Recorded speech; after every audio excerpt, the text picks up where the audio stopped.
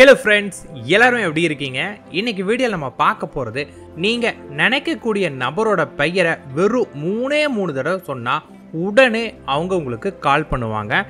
இதை விட ஒரு ஈஸியான மெத்தட் கட்டையவே கிடையாதுங்க. அவ்வளவு சுலபமான ஒரு முறையை பற்றி இன்னைக்கு வீடியோவில் நம்ம பார்க்க போகிறோம். ஆக்சுவலி நம்ம வீடியோவில் வந்து பார்த்தீங்கன்னா ரீசெண்ட் டைமில் நான் டெய்லியுமே வந்து பார்த்தீங்கன்னா ஒரு டிப்ஸ் ஒன்று கொடுத்துட்ருக்கேன்.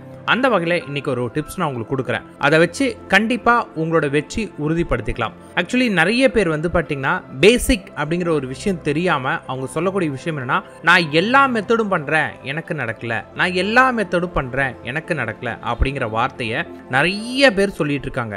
நானும் பல வீடியோவில் சொல்லி பார்த்துட்டேன், எல்லா மெத்தடு பண்ணலாம் நடக்காதுங்க, எல்லா மெத்தட் பண்ண நடக்காதுங்கிற. ஆனால் கேட்க மாட்டேங்கிறாங்க. ஏன்னா எல்லா மெத்தடும் பண்ண தெரிஞ்சவங்களுக்கு பேசிக்குங்கிற ஒரு விஷயத்தை மட்டும் புரிஞ்சுக்க மாட்டேங்கிறாங்க. இதை பல வீடியோவில் சொல்லியிருக்கேன், இன்னைக்கு உங்களுக்கு சொல்லி புரிய வைக்கிறேன். முடிஞ்ச அளவுக்கு இதை ஈஸியாக புரிஞ்சுக்க ட்ரை பண்ணுங்க. Actually law of attraction methods அப்படிங்கிறது என்ன அப்படின்னு கேட்டிங்கன்னா, ஒவ்வொருத்தருக்கும் ஒவ்வொரு வகையான ப்ராப்ளம் இருக்கும். ஒவ்வொரு ப்ராப்ளமுக்கு ஒவ்வொரு மெத்தட் அப்படிலாம் கிடையாது. ஃபார் எக்ஸாம்பிள், இவங்களுக்கு லவ் ப்ராப்ளம், இவங்களுக்கு இந்த மெத்தட் பண்ணணும். இவங்களுக்கு ஜாப் ப்ராப்ளம், இவங்க ஜாப்புக்கு இந்த மெத்தட் பண்ணணும். இவங்களுக்கு ரிலேஷன்ஷிப் ப்ராப்ளம், ரிலேஷன்ஷிப்புக்கு இந்த மெத்தட் பண்ணணும். இவங்களுக்கு மணி ப்ராப்ளம், மணிக்கு இந்த மெத்தட் பண்ணணும் அப்படின்னு எதுவுமே பிரித்தெல்லாம் கிடையாது. அப்படி இருந்துச்சுன்னா நாங்களே போடுவதே சொல்லுவோம், இந்த மெத்தட் நீங்கள் ஜாப்க்குலாம் பயன்படுத்திக்கலாம், இதை நீங்கள் ரிலேஷன்ஷிப்லாம் பயன்படுத்த சொல்லியிருக்கலாம். அப்போல்லாம் எதுவுமே கிடையாது.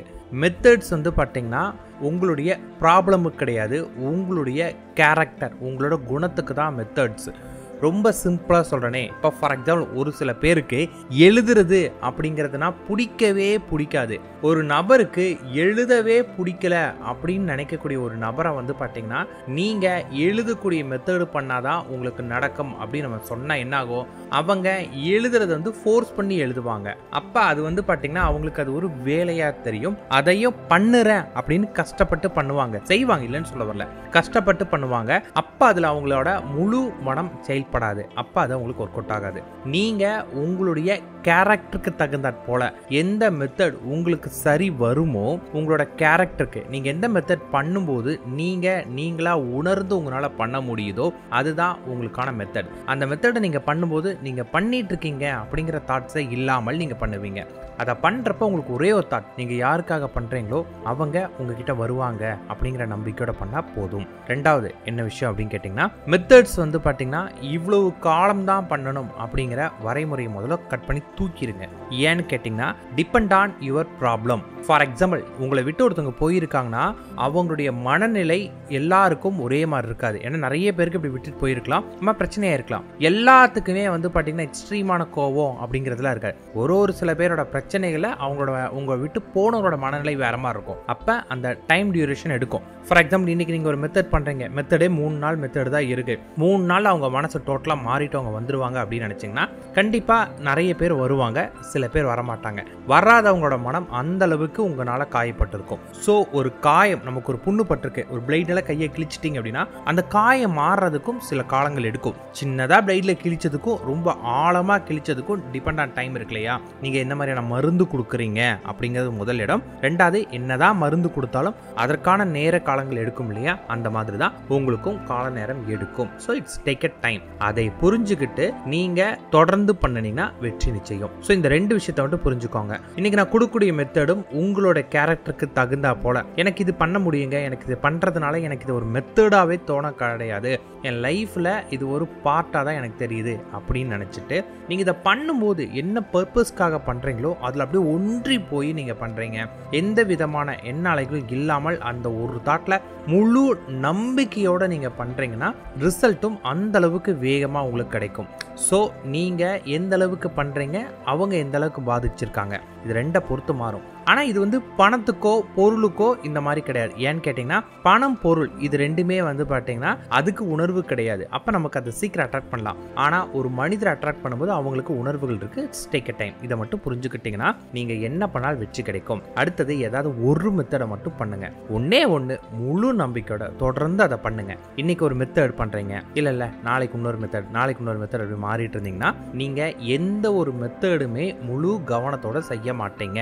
அப்படி கவனத்துடன் எந்த மெத்தடும் நீங்க செய்யாத போது உங்களுக்கு 100% வெற்றி அப்படிங்கிறது கிடைக்கவே கிடைக்காது. அதனால ஒண்ணே ஒண்ணு மட்டும் பண்ணுங்க. ப்ரூஸ்லி சொல்லி கேள்விப்பட்டிருப்பீங்க, 1000 விதமான கிக் அடிக்கிறவனை பார்த்து எனக்கு பயம் கிடையாது, ஒரே கிக்க 1000 தடவை அடிக்கிறவனை பார்த்தா எனக்கு பயம் அப்படின்னுவாரு. ஏன்னா அந்த ஒன்றை 1000 தடவை ப்ராக்டிஸ் பண்றானா அந்த ஒரு கிக் எக்ஸ்ட்ரீம்லி பவர்ஃபுல்லா இருக்கும். அந்த மாதிரி தான் நீங்க ஒரே ஒரு மெத்தடை தொடர்ந்து முயற்சி பண்ணீங்கன்னா தி பெஸ்ட் மெத்தடா அது மாறும். இன்னைக்கு நான் சொல்லக்கூடிய மெத்தடும் அப்படிதான். வெறும் 17 செகண்ட் நீங்க அந்த பர்டிகுலர் பர்சனை நினைச்சு அவங்களோட பேரை சொன்னா போதும். ரொம்ப ரொம்ப ஈஸியான மெத்தட். ஆனா லா ஆஃப் அட்ராக்ஷன் மெத்தட்ஸ்லேயே வந்து பார்த்தீங்கன்னா ஹைலி சக்சஸ் ரேட்டாகவும் ஹைலி டிஃபிகல்ட்டுன்னு இதை சொல்லியிருக்காங்க.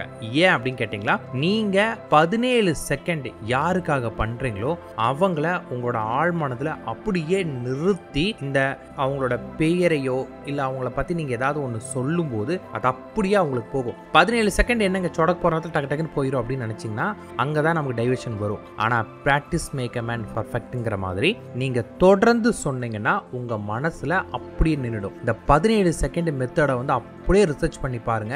தி பெஸ்ட் மெத்தட்னு சொல்லியிருப்பாங்க. அதாவது எல்லா விதமான ஆளுங்களுமே இந்த லா ஆஃப் அட்ராக்ஷன் ரிசர்ச் பண்றவங்க அத்தனை பேருமே தி பெஸ்ட் மெத்தட்ஸ்ல இதுவும் ஒரு மெத்தடா உங்களுக்கு வரும். அந்த அளவுக்கு 17 செகண்ட் மெத்தட் பர்ஃபெக்ட். இப்போ இதை நம்ம எப்படி பண்ணலாம் பார்க்கலாம். முதல்ல இதை பண்ணக்கூடிய நேரம் எதுன்னு கேட்டீங்கன்னா, நம்ம நைட்டு தூங்குறதுக்கு முன்னாடி பண்ணணும். இதை நீங்க பண்ணிட்டு நெக்ஸ்ட் நீங்க கம்பல்சரி தூங்கிடணும். மொபைல் பார்க்கறது, ஃப்ரெண்ட்ஸோட பேசுறது, டிவி பார்க்கறது எதுவுமே இருக்கக்கூடாது. இதை பண்ணீங்க அடுத்தது அந்த நினைவோட படுத்து தூங்கிடும். காலையில எந்திரிச்ச உடனே பெட்டில் இருக்கிறப்ப அப்படியே கண்ணை திறந்து அப்படியே கண்ணை முட்டு அப்படின்னு உங்க விருப்பம் அப்படியே சொல்லிட்டு நீங்க மற்ற வேலை பண்ணணும். ஆனா இதை சொல்லிட்டு தூங்கிடக்கூடாது காலையில. இந்த டிஃபரன்ஸ் உங்களுக்கு. இப்போ என்ன ஆகுனா ஒரு சுழல் மாதிரி இது உங்க ஆழ் மனசுல பதிய ஆரம்பிச்சு வித்தின் 3 டேஸ்ல மாற்றம் கொடுக்கும். 7 டேஸ்ல வந்து பாத்தீங்கன்னா அந்த குறிப்பிட்ட நபரே உங்களுக்கு ஃபோன் பண்ணுவாங்க. வெறும் 17 செகண்ட் 3 தடவை அவங்களோட பேரை நீங்க மனதார சொல்லணும். எப்படி சொல்லணும்? ஃபர்ஸ்ட் நீங்க அமைதியா உட்காருங்க, இல்ல படுத்துக்கோங்க. படுத்துட்டு பண்றது உங்களுக்கு கம்ஃபர்டபுளா இருக்கும்னு நினைக்கிறேன். ஏன்னா உங்களை யாரும் நோட் பண்ண மாட்டாங்க. கை காலை கொஞ்சம் அகலமா விரிச்சு வச்சுக்கோங்க. உங்களோட ட்ரெஸ் வந்து டைட்டா உங்க பாடியை ஹக் பண்ற மாதிரி இருக்கக்கூடாது. கொஞ்சம் தளர்வான ஒரு ட்ரெஸ் போட்டுக்கோங்க. அப்படியே அமைதியா படுத்துக்கிட்டு உங்களோட மூச்சு காற்றுல கவனம் செலுத்துங்க.